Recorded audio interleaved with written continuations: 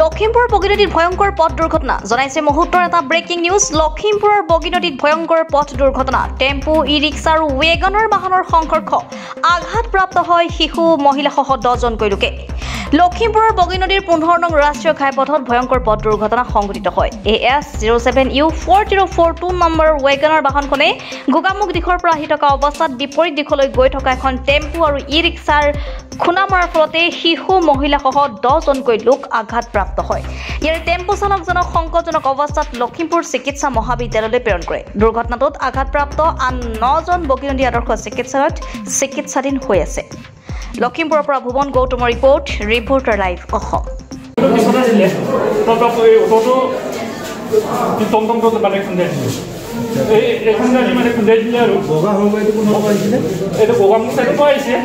আমি আবার বজার পরে এনেকে বলার টমটম আর ই-রিক্সা এখন তখন বজার ফেলে পাই বজার পরে আসলে আমি ঘর যাম থেকে প্রথম কোনখনে খুন্দা মাৰিলে প্ৰথম কোনখন গাড়ীয়ে কাক বগা গাড়ী ওয়াগনাৰখনে গাড়ীটো কি গাড়ী আছে বগা গাড়ীখনে